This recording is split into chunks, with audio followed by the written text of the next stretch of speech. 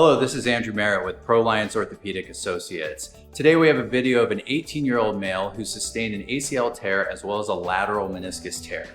What the video will show is a step-by-step guide of how we do the reconstruction of the ACL, which is the ligament here in the center portion of the knee, as well as the repair of the outside meniscus or lateral meniscus in the knee. I hope you enjoy and thank you for watching. Every knee arthroscopy starts with evaluation of the entire joint. Here we see the inside portion of the joint with the end of the femur being shown there, the meniscus, and the top of the tibia being shown here. What we can see is excellent cartilage and meniscus in this area. Next we see underneath the kneecap and the trochlea, and again, excellent cartilage is seen in this young, healthy individual. In the outside compartment or lateral, this patient has a quite severe meniscus tear. You can see the meniscus between the end of the femur and the top of the tibia, and there's a significant tearing in the back portion or posterior portion of the lateral meniscus. We're going to fast forward a little towards the end of the case where I show you the repair. And this is a pretty typical repair of a lateral meniscus where there is multiple sutures going through the meniscus to hold it together in an attempt to get it to heal. This patient was fixed with 6 sutures going through the meniscus to hold into the back of the knee. Here we start to visualize the ACL tear. What you can see is that there are still some fibers in the mid portion of the knee, but when I pull with the probe, you see that there's not much structural integrity, and in fact they've healed to the PCL. That portion of the ACL is debrided to make room for the new ACL reconstruction.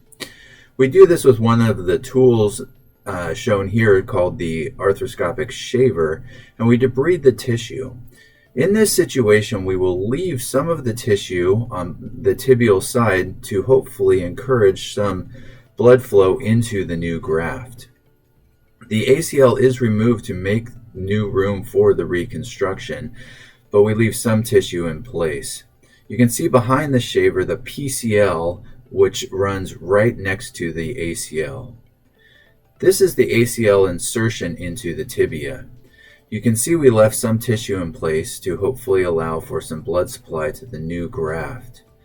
I will then fast forward to the femoral side where we identify where the femoral insertion of the ACL is located. Here we are measuring off of what we call the back wall to see where the ACL will be inserted. We make a mark in this location where we will later drill the tunnel for the ACL. Here we are starting to prepare the tunnels for the ACL graft. This is on the tibial side, and you can see we enter a pin into the joint in the exact location of the previous ACL. The pin locates our footprint for the tunnel, and then we extend the knee to make sure it fits in the right location. You can see the pin directing up towards the femoral side with the PCL behind it. There are a lot of landmarks that we use to identify this location and make sure that it is correct. Here we are drilling the tunnel to the appropriate size of the graft that we have previously obtained. We measure the graft and can then dictate the size of the tunnels based on the size of that graft so that there is a very tight fit. We do the same thing on the femoral side here. Since the bone from the drilling goes into the knee joint, it gets a little bit cloudy, and so I'll fast forward here while we clean up all of those fragments. Here you can see the femoral tunnel that we have made just off of the back wall, about 1 millimeter. We want it as far back as possible in that location. We'll then look down at the tibial tunnel, which is in the location that we previously evaluated with the pin. Now the ACL will connect between those two tunnels from the femur to the tibia and right along the front side of the PCL. The graft that we obtained is shown here. This is the side that was taken off of the patella, and this is the side that goes up the leg. This is a very nice graft in this individual.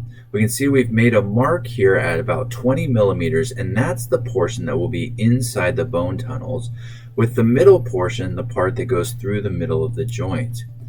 The attachment on the femur is on that side, and the attachment of the tibia is with this washer, and this will be the graft construct. What you can see here is the femoral fixation being pulled into the joint. That piece of metal flips on the outer cortex and provides a strong and stable fixation for the graft.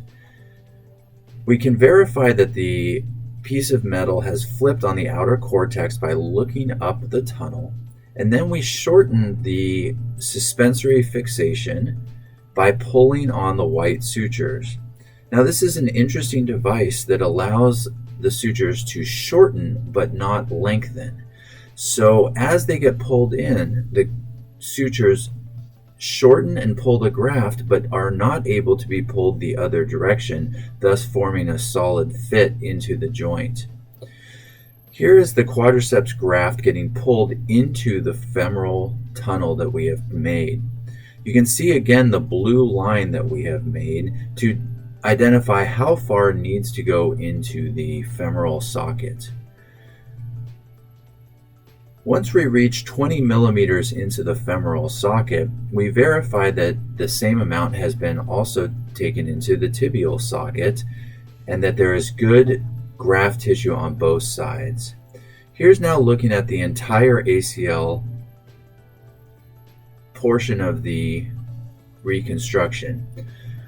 Once we fix the tibial side, now we have firm fixation on both the femur and the tibia, and we can feel the graft and make sure that it has a good solid connection. You can see how this sits right in front of the PCL. The ACL fits nicely into this notch, and we verify that it is not hitting the outer wall, what we call lateral wall impingement. And when we straighten the knee fully, we make sure that it is not pinching in the notch and has full range of motion of the knee. This concludes the ACL reconstruction using quadriceps tendon autograft. Thank you very much for viewing. This is Andrew Merritt from Proliance Orthopedic Associates.